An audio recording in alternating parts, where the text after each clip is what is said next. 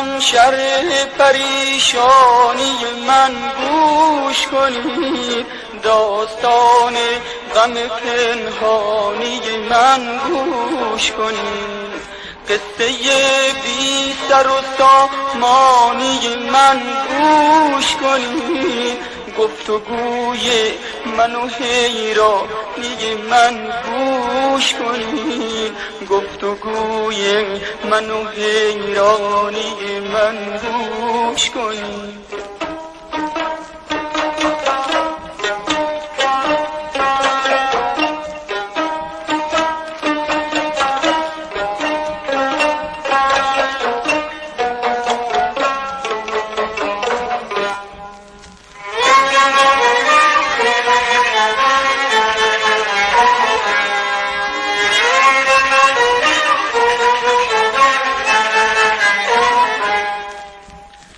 روزگاری من و دل ساکن کوی بودیم، ساکن کوی بت عربد جویی بودیم، عقل و دین باخت دیوانه روی بودیم، بسته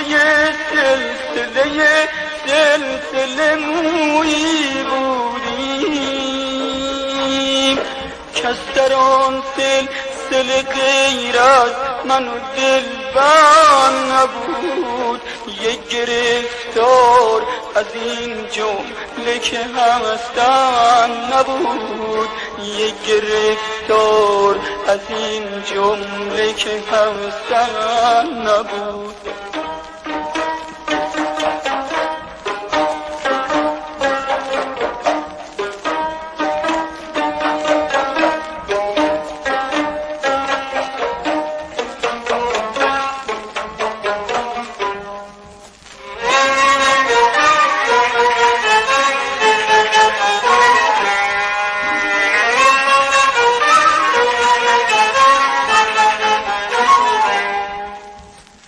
نرگس غم بزنش این همه بیمار نداشت، سنبل پرشکنش هیچ گرفتار نداشت، این همه مشتری و گرمی بازار نداشت، یوسفی بود ولی هیچ خریدار نداشت.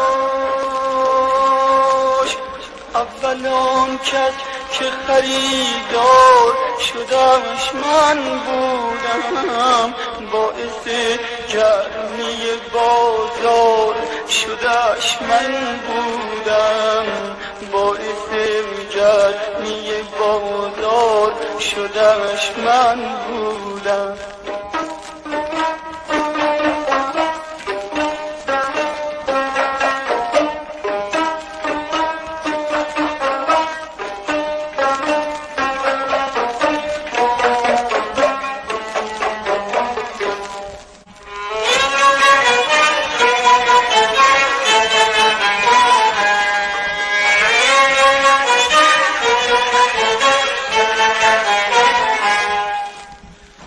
دوستان شرح پریشانی من گوش کنید، داستان غم پنهانی من گوش کنید، قصه بی سر و سامانی من گوش کنید، گفتگوی من و حیرانی من گوش کنید، گفتگوی من و حیرانی من گوش کنید.